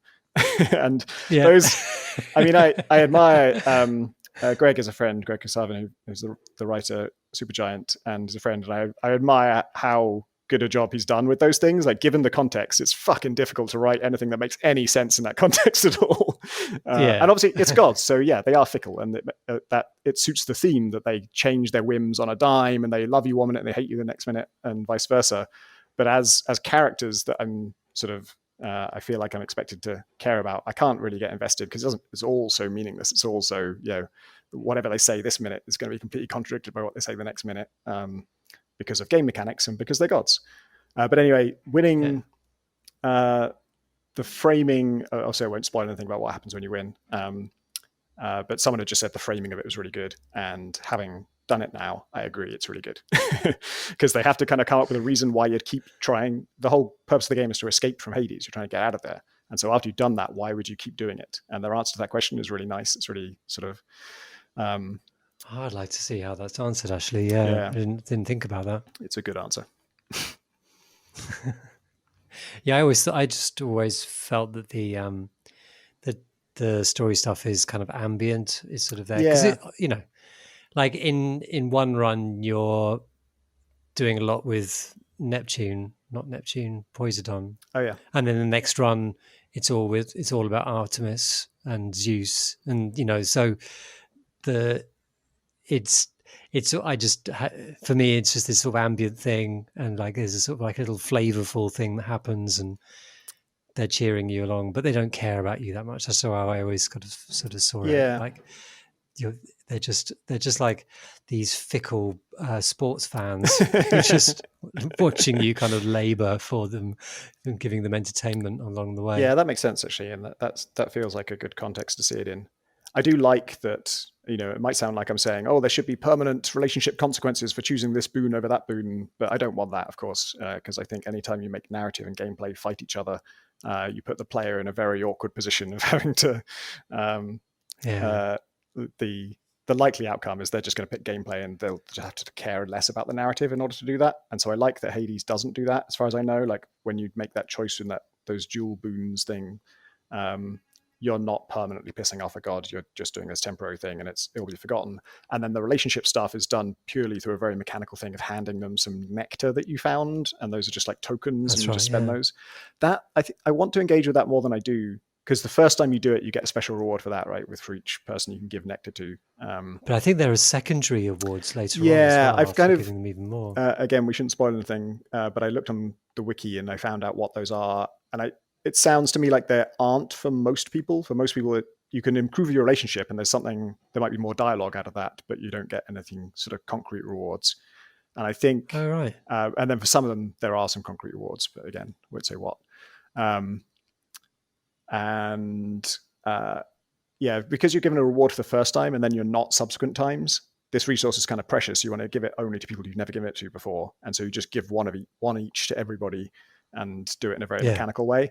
And I just started giving a load to Artemis, who's sort of I like her dialogue. And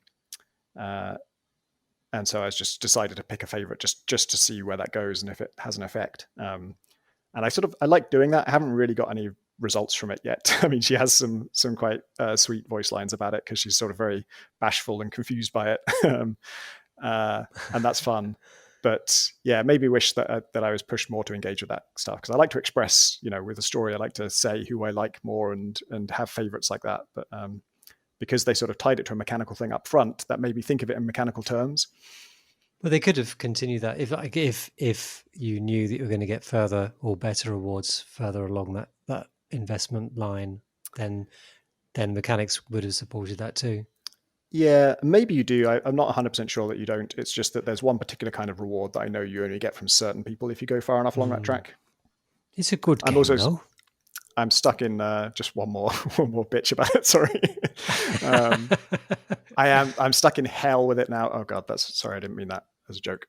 I am stuck in a bad place with it now, because there's something I can unlock, like a fairly major gameplay thing that I know I can unlock, and I've done all the prerequisites for it. It's sort of one of these things that, if you play the game a lot, eventually they unlock something new for you to play with that changes how the game plays. I know what it is, and I know that it's coming, and I've done all the prerequisites, but it's given to you by a certain character back at Hades' main base. What's it called? The House of Hades. And I guess he's been standing there all along, but I never noticed him before. And I've got to talk to him, and he will unlock this new part of the game for me. But that is queued up in his conversation backlog. And it turns out I was supposed to have talked to him after every single run, pretty much, for I've done hundreds of runs of this game. And so he only shows up at House of Hades like 1 in every 2 times. So each run I do, there's a 50-50 chance he's going to be there. And then when he finally is there, and I talk to him, I've done a 40-minute run, and I finally get back to the house, and I go looking for him, and he's not there. I do another 40-minute run. I get back there, talk to him, and he says, "Oh, I see you found the bow, the second fucking weapon I unlocked in this game like a year ago." Like, oh God, how many more of these have we got to go through, dude? Please just unlock the new thing. Or he'll be like, "Oh, you met my uncle." Yes, I met your fucking uncle like 900 times. And I will say, to the game's credit, I am trying to cheese this. I'm trying to just start a run, get myself killed, and go back to the base. But every time I start a run, obviously it gives you this random boon right off the bat. And I'm like, actually, I want to try this out. Let me just kill these first few enemies with this. And I'm like, that's pretty good. Maybe I'll do the next chamber. And then I end up playing a whole run every time, because it does draw you in. Oh no. Should we do some questions? From questions? I guess so. If that's where you find them. That's where we answer them. Yeah, let's. We've got one here from Quantonium, a rare mineral which may or may not be from space.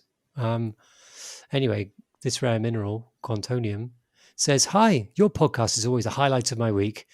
It's been nice to hear from Tom F. and Graham's recently as well."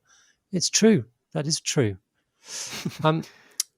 Quantonium, the rare space mineral, asks, what is the oldest game that you've played in the last 3-ish years? And why did you go back to it? I think my answer is because of you, which is Defense of the Oasis. Because that was, what year was it? Oh God, I can't remember. Like mid 2000s, in the early days of the GDC. Yeah, because 2005. So you're bang on. Unless by mid 2000s you meant 2500, which case you're way off. Unfortunately, that was exactly what I was going for. Yeah, that this was I was not aware of it at all at the time. And yeah, I think we said last time it won the IGF either that year or presumably some subsequent year. Yeah, I could definitely imagine playing this game in like in windowed mode, in like Windows XP. Yeah, that's an aesthetic that is yet to be fully explored by new games, but I'm sure it's coming.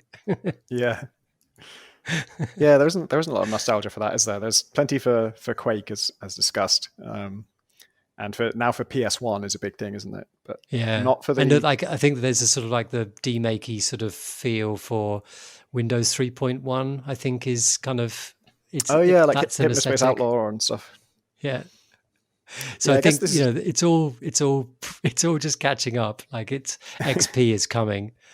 I'm looking forward to the one after XP. Oh, not me. What is it called? What was that really good version of Windows that was before 10? There was 7, but the one before 7. That's it. Was there something between XP and 7? Yeah, it was awful. I can't remember what it was. I'm looking forward to that. Vista. God, I actually blocked it out. Vista aesthetic. Yeah, because 7 was the big comeback, right? Vista was the low point, and then like with 7, it was like, oh, this one is actually not so terrible.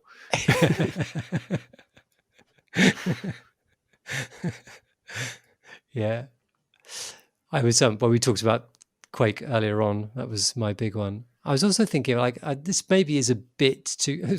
Actually, I just suddenly realised it's really, really similar.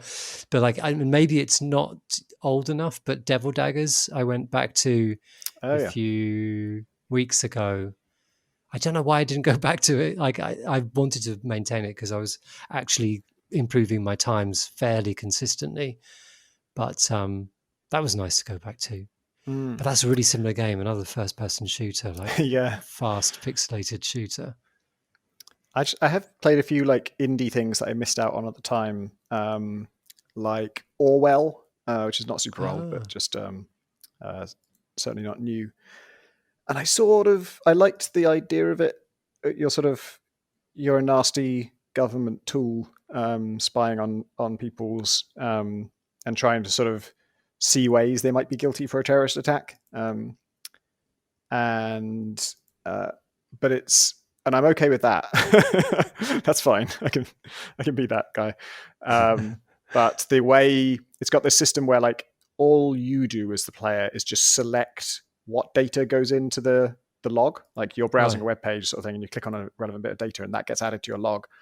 But you don't get to sort of say what it is you're logging, and sometimes the logging of it has a different significance than what you intend, and not in the sense that you log this data and someone else interprets it differently, which obviously would be very on theme. You know, you logged it for some innocent reason and they twist it to their own ends. That makes sense. But I had ones where like what my character submitted was not at all what I meant. And that immediately sort of colored the whole investigation and that kind of stuff. Yeah. I was just thinking that I played System Shock 2 back in February, according to Steam, and that was like was it a remake or remaster? No, it's the actual thing. Yeah, like a sort of modded up version of the original, just so it was a bit more kind of pleasant to play. And that was really good to remember just how much stuff that game got right. Like it just, it is a good game, as everybody know. That's another one with a very like unique atmosphere. I feel like, even though, I mean, compared to Quake, it's not quite as divorced from standard sci-fi, but it's still just the feeling of being on that space station, all the tannoy announcements and the shops and stuff all had a very particular vibe to it. Yeah, so like you sort of feel it when you stop playing as well. It usually brings you back in when you start playing it again as well. Yeah. Yeah. We got a letter here from David Bove, who says, I just ordered a new laptop to replace my aged Core 2 Duo, which I'd assume I'll be able to donate to a museum now. My old desktop was in such poor shape that even Digital Bird Playground gave it a conniption. Digital Bird Playground? That sounds good. So it's been a while since I've been anywhere close to playing anything recent. Now that I have a machine that can run it, I'd love to try Tides of Numenera. But I don't think I've got the space in my schedule or my brain for something that big right now. I'm at the point where when I have time to open up the refrigerator to get something to eat, I've forgotten what it is that I was looking for. What are some games you would love to dive into, but you don't feel you have space for right now?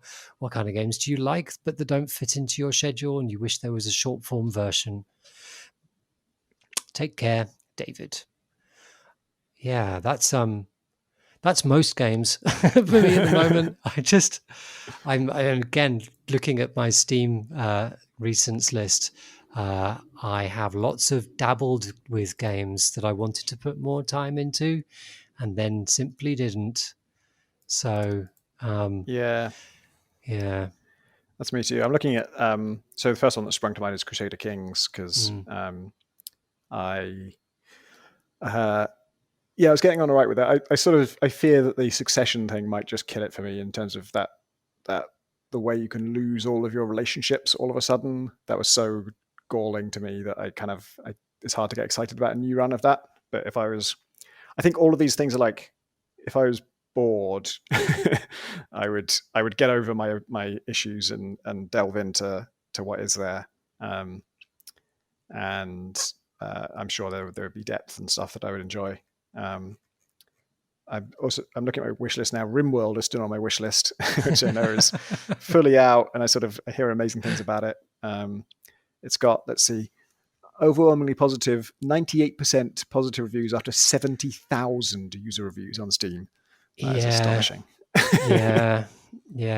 Again, that's a game that my son has put a huge number of hours into. He absolutely loves it.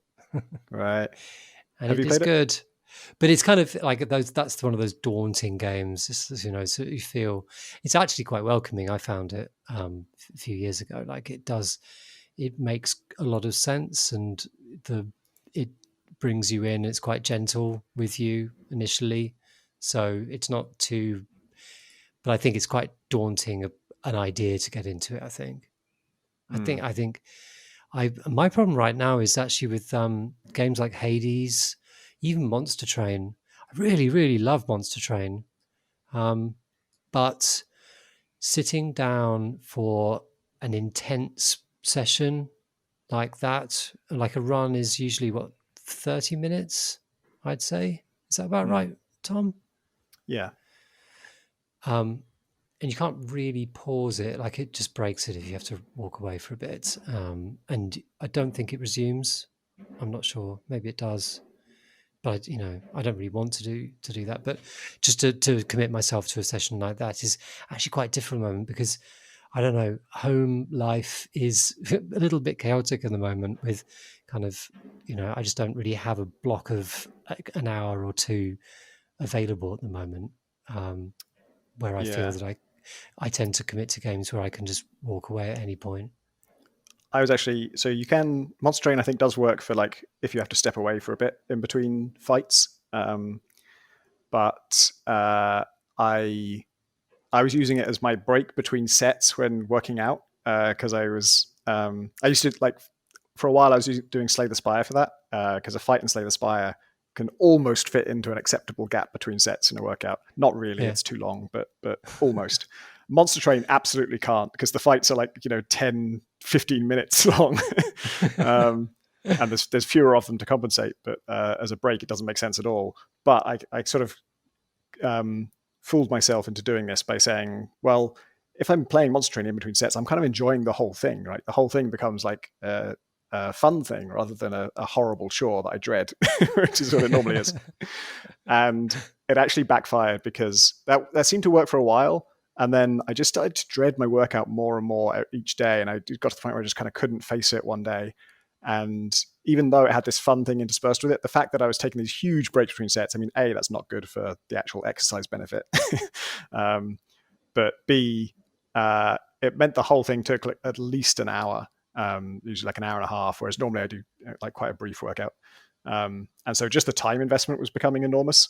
So my monster training regime did not pan out. It was a bad idea. I like that. Monster training. That's really good. You could market it. Didn't work. You missed the moral of my story. but you get to call it monster training. So yeah, that makes up for it. The pun is hard to resist. I've been kind of obviously Baldur's Gate 3 is playable now, and arguably it's not a good time to play it. Maybe not as good a time to play it as when it's out of early access. But I don't know whether I can just sit at my computer for the hours. I kind of want to, but I don't think I can. Yeah. I love, it's increasingly rare these days, but I do love when there's a new game that you really want to sink some time into, and you just take a day off, and or there's a weekend where you have enough free time that you can actually just mainline it for a whole day, or maybe not an entire day, but 8 hours, a working day. I really miss that from I guess most of those times for me were probably when I was reviewing things. Yeah, because that was the sweet gig that we had at one point. It was actually being able to do that as a job. But also, I think there was a change in scene thing I think I'd benefited from, where, right now I work at the same computer that I would play a game on. And that means that I don't want to sit here for longer than I have to. So playing a game is kind of laced with, I'm still sitting in this office chair and my back is not happy with me for doing this. Whereas kind of taking time off work or taking time during work to review a game feels like a holiday. It feels like a sort of a special difference, which, I don't know, I have loads of friends who sort of, a big game comes out and, I'm going to take time off for this. And I've never really felt able to, outside of review times like that. It's not really been able to enjoy the same thing. Our last question comes from Daniel Walter. He writes, Crow Crew, I find myself listening to the Stellaris score regularly, even though the last time I played the game was in February 2018. Do you have any games where the score has stuck with you longer than the game did? Or, more broadly, do you have any games that you enjoy the score on its own merit? That's from Daniel in Iowa. Yeah, I still listen to the Transistor soundtrack sometimes, because that was a beautiful kind of mood and worked great in the game itself. And then it's nice to just be reminded of that game. And I think that might also be why my feelings about the Hades story stuff aren't as strong as some people's, because they hit such a high mark with Transistor for me in terms of just the whole mood of that piece was so kind of haunting and just stayed with me for so long afterwards. Yeah. I was expecting that again. And like you say, I think in Hades it's much more ambient. It's kind of just a background thing. And yeah, that's one I listen to because it reminds me of the game. And then there's another one where I don't think I ever played the game, which is Neo Tokyo. It was a mod. God, what was it even for? Was it Half-Life or Unreal? It might have been Unreal, like one of the Unreal tournaments, perhaps. And it was primarily multiplayer, like cyberpunk sort of futuristic combat game. And the soundtrack is really good. And I liked it at the time. And it's been, I think it's on Spotify. Yeah, I have it on a Spotify playlist. And it's just a really good, it's good music to work to. Just got a really nice, I feel like I keep saying vibe and feel today, but that is what it has. Just a really nice atmosphere. I mean, how the fuck am I supposed to describe music? It's not my job. I find it really hard to describe music. It's just like, I don't tend to listen to that many scores. I don't really listen to film scores either. I don't know why. Sometimes to get the kids kind of riled up, I'll put the orchestral. There's like some sort of the Royal Symphony Orchestra plays the classics, like sort of style thing, where they're playing the Metal Gear Solid 2 theme. And it's very rousing. So I put that on really loudly for the kids to annoy them. That's what is the use case here? When do you need your kids to be more riled up than they are? If they're watching TV, when I don't want them to be watching TV. That's one use case. Or we need to get out of the house. Come on, we've got to get going. And we put that music on, fire them up, mostly with anger, as opposed to the raw power of that music. It's a very powerful track. It's very good. Makes them motivated to leave the house where that music is playing. There's one. I find it. There were loads of people who listen to movie soundtracks, like just while working and stuff, and I find it so weird and jarring because they're pieces that are set to particular events and dramatic turns and reveals and stuff. And when those things aren't happening, it's so weird to just have like out of nowhere that music suddenly like da, da, da, da, and, oh my god, like I'm still just like typing a line of code. That disconnect is really weird to me. That is one of the reasons I don't. That you're right. Actually, that is one of the reasons I don't listen to game scores and film scores, because they dramatize an invisible and not real thing. Yeah, there is actually. I discovered that Jack had bought the Spelunky 2 soundtrack on Bandcamp, and he's been listening to it. Man, I could not listen to any of the dwelling tracks anymore. That's absolutely too much. I mean, bad memories and also overexposure. But I forgot. I forgot that there would be more music further into the game, and so like I'd never heard the Tide Pools music, even though I played loads of Tide Pools until I was watching someone else's stream. I was like, oh shit, there's music here, and I like it. So like when I get to the later worlds now, I remember to go in the options and turn the music on. So switch the music back on. Yeah. I do like the Spelunky 2 music a lot more than Spelunky 1's. Like the first time I hear the tracks, I actually enjoyed them. Whereas the style of Spelunky 1, it wasn't the execution or anything. It was just that style was not my cup of tea for Spelunky 1. Yeah, it was very idiosyncratic, and I think it helps also that Spelunky 2 there's a sort of light dynamic nature to it, the way that it will bring in different themes if you're in special places. And yeah, I think I was watching. It might have been your daily, and you were playing with music on, and you got this incredibly dramatic track that I think has a very rare chance of playing. The one good thing about that run, then. I think there's also, I don't know I think this is a different thing, but there's also a version of the normal track that I thought it played randomly, but actually it's not. It's the first run of the day. You get a special version of it where it has this longer intro where it sort of builds up, and then it goes into the normal track. Oh, no way. Yeah. This is quite new. Like there's loads going on in it. Yeah, it's I don't know what. I'd have to ask him how it translates to being just linear, normal music. There is there's one movie track that I do listen to sometimes from the Sunshine soundtrack. Oh, right, yeah. If you know the track, you'll know which one I mean, because there's one particular piece of music. It gets used in adverts and stuff a lot because it's just like it's kind of the crescendo writ large. It's incredibly epic and sort of sweeping and soaring and inspiring. And yeah, that's so perfectly crafted that I can listen to that hundreds of times and still find it like excites me. Yeah. I sometimes put the Interstellar one on. I don't really know why, because it can be far too epic. But there's a sort of, yeah. Well, I think that's about all we've got time for tonight. Thanks for listening, everybody. You can hang out with us and our community on our Discord channel. You can find a link to our Discord channel on our website, which is at crateandcrowbar.com. And if you're playing Spelunky 2 and playing the daily, record yourself and post the videos in there, because that's what a lot of our community are doing, and it's really fun to watch other people's takes on the same run. Yeah, and also just come and join the community, because it's really nice and lovely. If you have a question for a sweet future episode, you can send it to us at questions@crateandcrowbar.com, or you can tweet us at crateandcrowbar.